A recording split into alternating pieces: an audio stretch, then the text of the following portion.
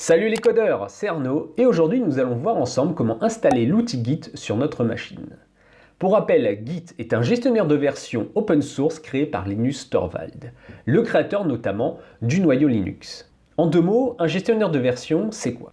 C'est un logiciel qui va vous permettre d'enregistrer l'historique des modifications qui ont eu lieu dans votre code source, mais également de partager ce code source et cet historique avec d'autres développeurs, afin de faciliter le travail en équipe. Il faut savoir tout de même que Git est utilisé par plus de 12 millions de développeurs à travers le monde, de la scène indépendante ou de la scène professionnelle, ce qui a donné à Git le statut d'incontournable pour tout développeur. La vidéo qui va suivre est un extrait de la formation que j'ai créée sur Git. Si cela vous intéresse, vous trouverez le lien dans la description. On se retrouve tout à l'heure pour un petit bonus. Nous allons maintenant voir comment installer l'outil Git sur un OS de type Linux. Donc pour moi ici, c'est une version Ubuntu. Pour commencer, il faut lancer le terminal. Pour trouver le terminal, il vous suffit d'aller dans la liste des applications, puis de taper terminal. Vous pouvez donc le trouver. Ensuite, une autre façon de lancer le terminal beaucoup plus rapide, c'est de prendre les raccourcis clavier CTRL-ALT-T. Maintenant que nous avons lancé le terminal, nous allons vérifier que l'outil Git n'est pas déjà installé sur votre ordinateur. Pour cela, tapez la commande Git version, puis appuyez sur la touche Entrée. Donc, si l'outil Git est déjà installé sur votre ordinateur, vous allez avoir le numéro de version de l'outil qui va s'afficher. En revanche, si comme moi, l'outil n'est pas encore installé, vous allez avoir ce message d'erreur. Également, le terminal va vous proposer donc une commande qui va permettre d'installer l'outil Git.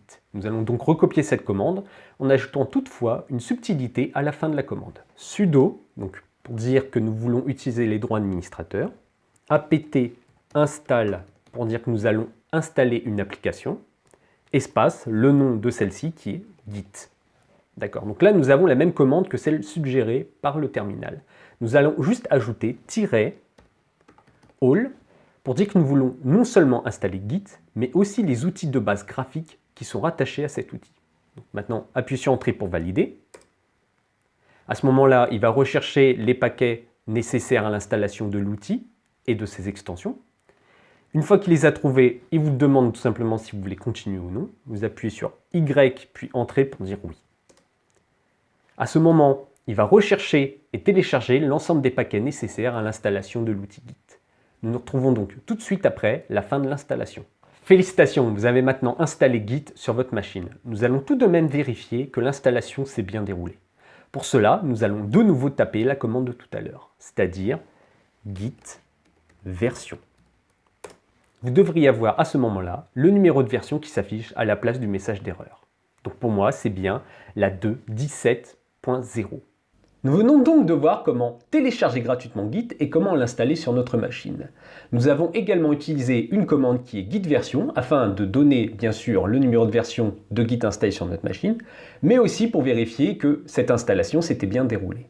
Vous trouverez également en description de cette vidéo un lien pour télécharger gratuitement une fiche de synthèse sur l'outil Git. Alors cette fiche va contenir notamment ce que nous avons vu lors de cette vidéo, mais également bien plus d'informations très utiles, vous verrez. Donc je vous encourage fortement à la récupérer, surtout que c'est totalement gratuit. Je vous remercie d'avoir regardé cette vidéo, n'oubliez pas le petit commentaire et le pouce bleu qui fait plaisir. A bientôt pour de prochaines vidéos Codeur Pro.